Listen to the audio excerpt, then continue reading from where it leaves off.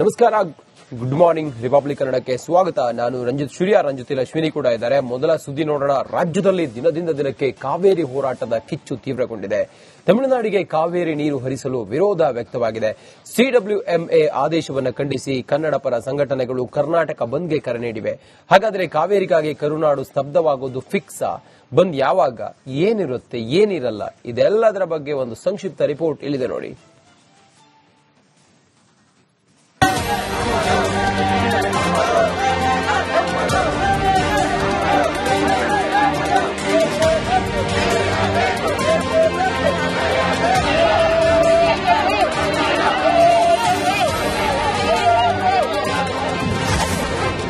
August 13ರಂದು Karnataka ಬಂದ್ಗೆ ಕರೆ ನೀಡಿದ ಕನ್ನಡ ಸಂಘಟನೆಗಳು. ತಮಿಳುನಾಡಿಗೆ ಕಾವೇರಿ ನೀರು ಹರಿವಿಗೆ ಸಿಡಬ್ಲ್ಯೂಎಂಎ ಆದೇಶದ ಬೆನ್ನಲ್ಲೇ ಕನ್ನಡಿಗರ ಆಕ್ರೋಶದ ಜ್ವಾಲೆ ಸ್ಫೋಟಗೊಂಡಿದೆ. ಕಾವೇರಿ ಹೋರಾಟ ತೀವ್ರಗೊಳಿಸುವುದಕ್ಕೆ ವಿವಿಧ ಕನ್ನಡ ಪರ ಸಂಘಟನೆಗಳು ಸಭೆ ಸೇರಿದ್ವು. ಸಭೆಯಲ್ಲಿ ಕರವೇ ಪ್ರವೀಣ್ ಶೆಟ್ಟಿ, ಶಿವರಾಮೇಗೌಡ, ಸಾರಾ ಗೋವಿಂದು, ಕೆಆರ್ ಕುಮಾರ್, ರೈತ ಪರ ಸಂಘಟನೆಗಳು ಭಾಗಿಯಾಗಿದ್ದರು. ಸಭೆಯ ಬಳಿಕ ಮಾತನಾಡಿದ ಹೋರಾಟಗಾರರು ಆಗಸ್ಟ್ 13ರಂದು ಕರ್ನಾಟಕ ಬಂದ್ ಮಾಡುವುದಾಗಿ ಘೋಷಿಸಿದ್ದಾರೆ. ಈ ವೇಳೆ ಕೈ ಹಿಡಿದು ಒಗ್ಗಟ್ಟು ಪ್ರದರ್ಶಿಸಿದ ಕನ್ನಡ ಪರ ಸಂಘಟನೆಗಳು ಒಗ್ಗಟ್ಟನ್ನು ಪ್ರದರ್ಶಿಸಿವೆ. 13ನೇ ತಾರೀಕು ಮುಂದಿನ ತಿಂಗಳು 13ನೇ ತಾರೀಕು ಗುರುವಾರ, ಮುಂದಿನ ತಿಂಗಳು 13ನೇ ತಾರೀಕು ಬೆಳಗ್ಗೆ 6ರಿಂದ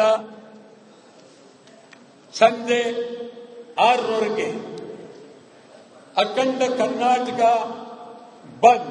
ಬೆಳಿಗ್ಗೆ 6ರಿಂದ ಸಂಜೆ 6 ತನಕ ಹೋರಾಟ ಸಂಪೂರ್ಣವಾಗಿ ಬಂದಿರುತ್ತೆ. ಯಾವುದೇ ಸಂದೇಹ ಬೇಡ. ಎಲ್ಲಾ ಸಂಘ ಸಂಸ್ಥೆಗಳು ಎಲ್ಲರೂ ಸಹ ಬೆಂಬಲವನ್ನು ಕೊಡ್ತಾ ಇದ್ದಾರೆ. ಆದ್ರಿಂದ ಸಂಪೂರ್ಣವಾಗಿ ಬಂದನ್ನ ನಾವು ಮಾಡ್ತೀವಿ. ಹೋರಾಟದಲ್ಲಿ ಯಾವೆಲ್ಲ ಸಂಘಟನೆಗಳು ಭಾಗಿಯಾಗ್ತವೆ? ಏನಾದರೂ ಮಾತುಕತೆ ಮಾಡ್ತಿದ್ರ ಮುಂದಿನ ಹಂತಗಳಲ್ಲಿ, ಹೇಗೆ ಸರ್ ಅಂತ? ಹೋಟೆಲ್ ಸಂಘಟನೆ, ಬೇಕರಿ ಕಾಂಡಿಮೆಂಟ್ಸ್ ಮಾಲೀಕರ ಸಂಘಟನೆ, ವಾಣಿಜ್ಯ ಮಂಡಳಿ, ಕಾರ್ಮಿಕರ ಸಂಘಟನೆ, ಕೈಗಾರಿಕಾ ಸಂಘಟನೆ ಎಲ್ಲರೂ ಸಹ ಬೆಂಬಲವನ್ನು ಕೊಡ್ತಾರೆ. ಅದರಿಂದ ಸಂಪೂರ್ಣವಾಗಿ ಬಂದ್ ಮಾಡುವಂತ ಕೆಲಸವನ್ನು ನಾವು ಮಾಡ್ತೀವಿ. ಸಿನಿಮಾ ನಟ ನಟಿಯರು ಈ ಒಂದು ಹೋರಾಟದಲ್ಲಿ ಭಾಗಿಯಾಗ್ತಾರ, ಕೆಲವರು ಹಿಂದೇಟು ಹಾಕುವ ಪ್ರಸಂಗ ಇದೆ.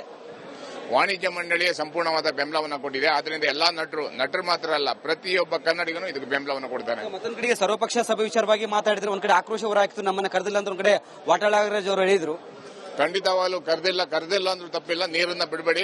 ಏನ್ ಬಂಗಾರಪ್ಪನವ್ರ ತರ ಸುಗ್ರೀವಾಜ್ಞೆಯನ್ನು ತರುದ್ರ ಮುಖಾಂತರ ಬಂಗಾರಪ್ಪನವರ ಶಿಷ್ಯ ನಮ್ಮ ಗುರುಗಳಂತ ಇದ್ದೀರಲ್ಲ, ಅದನ್ನ ಮತ್ತೊಮ್ಮೆ ಸಾಬೀತುಪಡಿಸಿ ಕರ್ನಾಟಕನ ಉಳಿಸುವಂತ ಕೆಲಸ ಮಾಡಿ, ಕರ್ನಾಟಕ ನೀರನ್ನು ಉಳಿಸುವಂತ ಕೆಲಸ ಮಾಡಿ, ನಿಮಗೆ ಸಂಪೂರ್ಣವಾದಂತಹ ಬೆಂಬಲವನ್ನು ನಾವು ಕೊಡ್ತೀವಿ. ಈಗ ಆಗಸ್ಟ್ 3ಕ್ಕೆ ತಮಿಳುನಾಡು ಸಿಎಂ ರಾಜ್ಯಕ್ಕೆ ಬರ್ತಿದ್ರೆ ಅವತ್ತು ತಡೆಯುವಂತ ಕೆಲಸ ಮಾಡ್ತೀವಿ. ಏರ್ಪೋರ್ಟ್ ಮುತ್ತಿಗೆ ಹಾಕುವಂತ ಕೆಲಸ ಮಾಡ್ತೀವಿ. ದೊಡ್ಡ ಕ್ರಾಂತಿ ಆಗತ್ತೆ.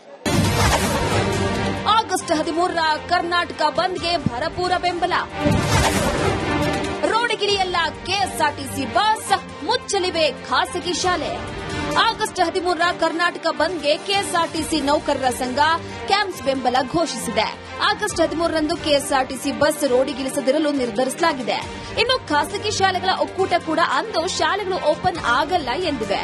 ಅಲ್ಲದೆ ಓಲಾ, ಊಬರ್, ಆದರ್ಶ ಆಟೋ ಸಂಘ, ಪೀಸ್ ಆಟೋ ಸಂಘಟನೆ, ಬೀದಿ ಬದಿ ವ್ಯಾಪಾರಿಗಳು, ಕಾರ್ಮಿಕ ಪರಿಷತ್ ಸೇರಿ ಹಲವು ಸಂಘಟನೆಗಳು ಬೆಂಬಲಿಗೆ ಬಂದಿವೆ. ಖಾಸಗಿ ಅನುದಾನ ರಹಿತ ಶಿಕ್ಷಣ ಸಂಸ್ಥೆಗಳು ಕೂಡ ಖಂಡಿತವಾಗ್ಲೂ ನಮ್ಮ ಕಾವೇರಿಯ ಸಮಸ್ಯೆಗೆ ಇಂಥ ಒಂದು ಪರಿಸ್ಥಿತಿ ಮುಂದಾದರೆ ಖಂಡಿತವಾಗ್ಲೂ ನಾವು ಕೂಡ ಬೆಂಬಲ ಕೊಟ್ಟು ಕರೆ ಕೊಟ್ಟಂತಹ ದಿನಗಳು ಶಾಲೆಗಳನ್ನು ಮುಚ್ಚೋದ್ರ ಮುಖಾಂತರ ಪ್ರತಿಭಟನೆಗೆ ನಾವು ಕೂಡ ಬೆಂಬಲವನ್ನ ವ್ಯಕ್ತಪಡಿಸಬೇಕಾಗತ್ತೆ.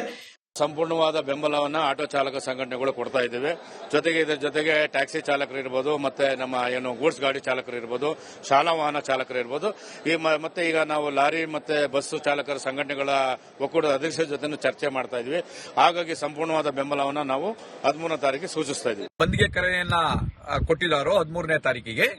ಅದಕ್ಕೆ ನಮ್ಮ ಕರ್ನಾಟಕ ರಾಜ್ಯ ಕಾರ್ಮಿಕ ಪರಿಷತ್ತು ಕರ್ನಾಟಕ ರಾಜ್ಯಾದ್ಯಂತ ಸಂಪೂರ್ಣ ಬೆಂಬಲವನ್ನು ಘೋಷಣೆ ಮಾಡುತ್ತದೆ. ಆಗಸ್ಟ್ 13ರಂದು ಏನಿರುತ್ತೆ ಏನಿರಲ್ಲ ಅಂತ ನೋಡೋದಾದ್ರೆ ಏನಿರಲ್ಲ.